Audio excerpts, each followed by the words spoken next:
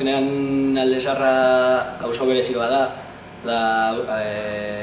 un barrio de paso esan daiteke dela, auzo turistikoa gainera, dagoena multinazionales beteta, tabernas beteta, eta ez diona eskaintzen gazteoi inongo alternatibari gure aisialdirako, gure lan bizitzarako, eta momentu horretan ikusten genuen beharra guzti horreri aurre egiteko, ez? Eta, klaro, izaterakoan un barrio de paso, ikusten genuen beharra elkargune fisiko bat izateko, eta hori izan zen apurtxu bat ere bai, lehenengo proiektuetariko bat, gaztetxe bat lortzearena, eta batez ere guzti horri erantzuteko, ez? Ikusten genuen oso zaila zela zerbait antolatzea Aldezarrean, ikusita auzoak dituen baldintzak. Eta behar genuela elkargune fisiko bat, eta ekin genion gaztetxe bat okupatzeari.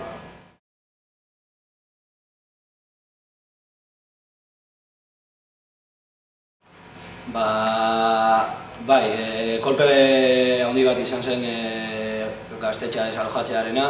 Egia da hor ezela bukatu berez lehenengo saiakera geltokirena, saiakera gehiago egon zirela, baina momentuan desalojatu gintuzten, o lo que sea. Baina egia da piztuta zegoela grin hori eta batez ere gazte pilo bat ezagutu ginen hasierako proiektu horretan, ez? Eta gazte pilo bat hasi ginen antolatzen gaztetxe horretatik. Hor, ezagutzen ez ginen 11 gazte bakoitza bere esparrutik eta bakoitza bere erakoa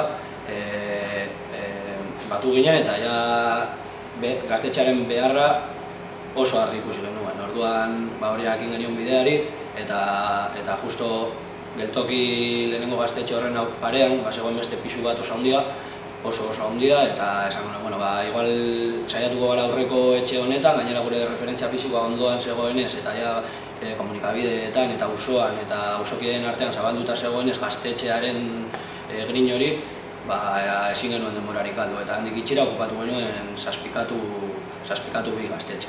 Eta hor ere denbora bat iraun genuen, hilabete inguru, lo que sea, eta txukun genukanean gaztetxe guztia, oraindik eta jende gehiago batu zenean lanera, berriro beste gaso bat, desalojoa, berriro saiatu zen, berriro desalojoa, baina horrek ere indartsuago egin gaitu, ez? Horren beste kolpe jasotzeak eta ikustea aurre egiteko gai garela, indartsuago da proiektu honen oinarrietariko bat, ez? Erasoien aurrean jarraitu behar dugula tinko, posible delako gure ametsak lortzea benetan, sinisten dugulako. Orduan hor zegoen piztuta guztiz, bai auzoan, bai gazteen artean, bai beharra zegoen, eta zegoen txokolanda gaur egun zazpikatu hiru gaztetxe dana, eta zeramatzan 7 urte inguru itxita o erabili barik. Eta jabeak ez zion eman erabilpena lokal horreri, igual 25 urteetan. Orduan ikusi genuen hori, hau izan gaur egun ezagutzen dugun gaztetxea oso baldintza honak zituela, saiatu ginen, eta orain arte, baina 5 urte hauetan bidea ez da erraza izan ere ez, eta 4 desalojo pairatu ditugu, baina lokalaren egoera legalak eta egoera fisikoak ezin dela eraitsi, ezin dutela hemen barruan momentuz ez ere egin, eraman gintuen saiatzera berriro okupatzen, eta lan 4 aldiz. Eta momentuz pare bat urtea eramatza guzia 2 urte eta piku, hemen desalojorik gabe, baina horrek ez du esan nahi ez denik egongo, jarraitzen dugu tentsioan badezpada, baina gaur egunen arte hau izan da putxo bat.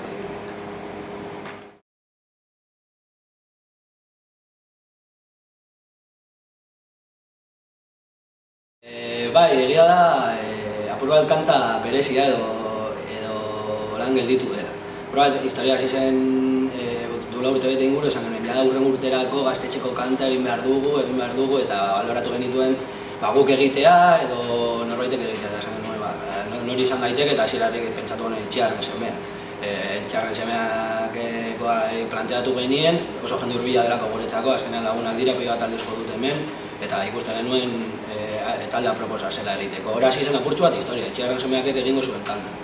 Eta gero bide horretan, horrek hor ikusten da ez apurtxu bat gaztetxea zean itzalen eta zenbat gauza ezberdin dauden hemen batuta. Bidean, Urtukurreneko gitarra balotzen, Porrotxo etorriko zen, ez dakiz ere, eta deitu genien telefonoz egun batean, Porrotx, animatuko zineatek gaztetxeko kantatzen, zer esaten?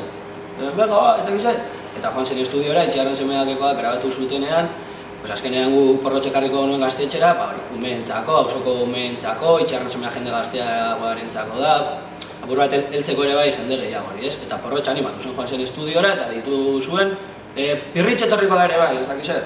Eta apur bat, kasualidade batzuk batuta gaztetxaren aniztasun horretatik, gelditu zaigu abestia horrela. Umeentzako egokia da, jende gaztearentzako egokia da, martxosoa da, burtsu bat, eta pa todos los gustos esan daiteke burtsu bat, ez?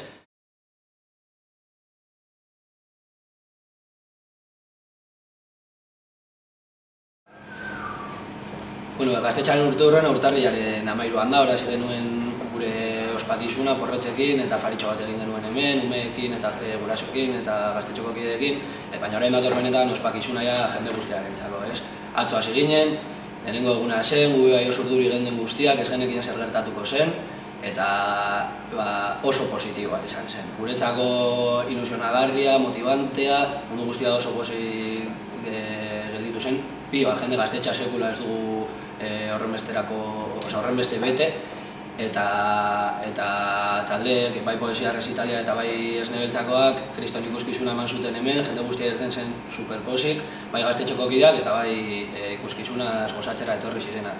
Eta ikusita nola irten zen atzo, egia da oso ospakizun potoloa datorrela dirudiela, ez? Azkenean gaztetxeak zazpikatu posturteekin eta izan duen ibilbidearekin erreferentzia dauka, jende asko sentitzen da proiektu honen parte eta horren adierazgarria da txoko eguna eta badirudienez datozen beste 3 egunak, ez? Gaur adibidez Mauseko raperoak, Indarrapekoak etorriko dira, baita Nortapatxekoak eta azkenengo momentuan beste bitalde, Revolta Permanent eta 121 kriukoak ere bai etorriko dira, batuko ditugu hemen 5 musika talde raperoenak, Euskal Herriko hip-hopa, bihar dator okupazio eguna, jendetxa batuko da, autobusak etorriko dira, ez dakiz zer, eta azkenean egia da, badiru direla ospakizun polita datorrela aurretik.